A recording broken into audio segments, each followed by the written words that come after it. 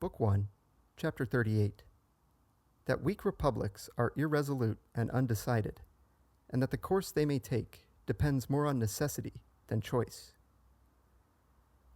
A terrible pestilence breaking out in Rome seemed to the Equians and Volscians to offer a fit opportunity for crushing her. The two nations, therefore, assembling a great army, attacked the Latins and Herniceans and laid waste their country. Whereupon the Latins and Herniceans were forced to make their case known to the Romans, and to ask to be defended by them. The Romans, who were sorely afflicted by the pestilence, answered that they must look to their own defense, and with their own forces, since Rome was in no position to succor them. Here we recognize the prudence and magnanimity of the Roman Senate, and how at all times, and in all changes of fortune, they assumed the responsibility of determining the course their country should take, and were not ashamed, when necessary, to decide on a course contrary to that which was usual with them, or which they had decided to follow on some other occasion. I say this because on other occasions this same Senate had forbidden these nations to defend themselves, and a less prudent assembly might have thought it lowered their credit to withdraw that prohibition. But the Roman Senate always took a sound view of things, and always accepted the least hurtful course as the best, so that, although it was distasteful to them not to be able to defend their subjects, and equally distasteful, both for the reasons given and for others which may be understood, that their subjects should take up arms in their absence, nevertheless, knowing that these must have recourse to arms in any case, since the enemy was upon them, they took an honorable course in deciding that what had to be done should be done with their leave, lest men driven to disobey by necessity should come afterwards to disobey from choice. And although this may seem the course which every republic ought reasonably to follow, nevertheless weak and badly advised republics cannot make up their minds to follow it,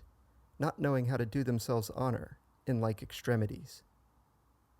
After Duke Valentino had taken Faenza and forced Bologna to yield to his terms, desiring to return to Rome through Tuscany,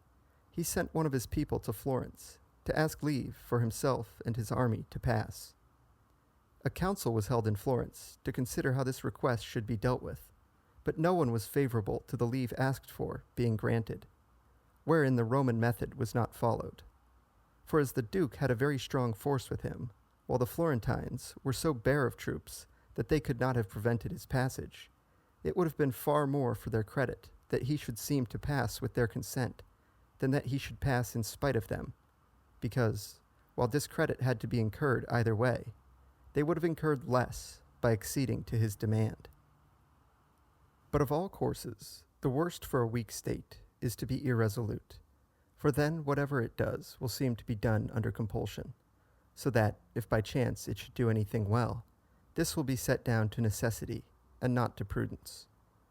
Of this I shall cite two other instances happening in our own times and in our own country. In the year 1500, King Louis of France, after recovering Milan, being desirous to restore Pisa to the Florentines, so as to obtain payment from them of the 50,000 ducats which they had promised him on the restitution being completed, sent troops to Pisa under Monsieur Beaumont, in whom, though a Frenchman, the Florentines put much trust. Beaumont, accordingly, took up his position with his forces between Cascina and Pisa, to be in readiness to attack the town. After he had been there for some days making arrangements for the assault, envoys came to him from Pisa offering to surrender their city to the French, if a promise were given in the king's name not to hand it over to the Florentines until 4 months had run. This condition was absolutely rejected by the Florentines, and the siege being proceeded with, they were forced to retire with disgrace. Now the proposal of the Pisans was rejected by the Florentines for no other reason than that they distrusted the good faith of the king, into whose hands their weakness obliged them to commit themselves, and did not reflect how much more it was for their interests that, by obtaining entrance into Pisa, he should have it in his power to restore the town to them, or, failing to restore it, should at once disclose his designs,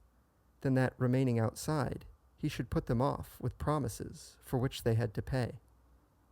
It would therefore have been a far better course for the Florentines to have agreed to Beaumont taking possession, on whatever terms. This was seen afterwards by experience in the year 1502, when, on the revolt of Arezzo, Messer Embolt was sent by the King of France with French troops to assist the Florentines. For when he got near Arezzo and began to negotiate with the Aretines, who, like the Pisans, were willing to surrender their town on terms, the acceptance of these terms was strongly disapproved in Florence, which Embolt learning, and thinking that the Florentines were acting with little sense, he took the entire settlement of conditions into his own hands, and, without consulting the Florentine commissioners, concluded an arrangement to his own satisfaction, in execution of which he entered Arezzo with his army.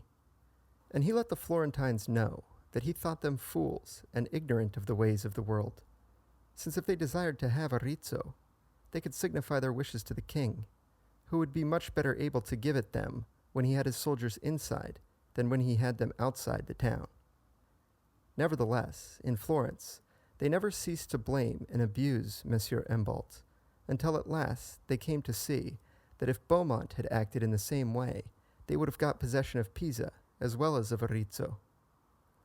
Applying what has been said to the matter in hand, we find that irresolute republics, unless upon compulsion, never follow wise courses. For wherever there is room for doubt, their weakness will not suffer them to come to any resolve, so that unless their doubts be overcome by some superior force which impels them forward, they remain always in suspense.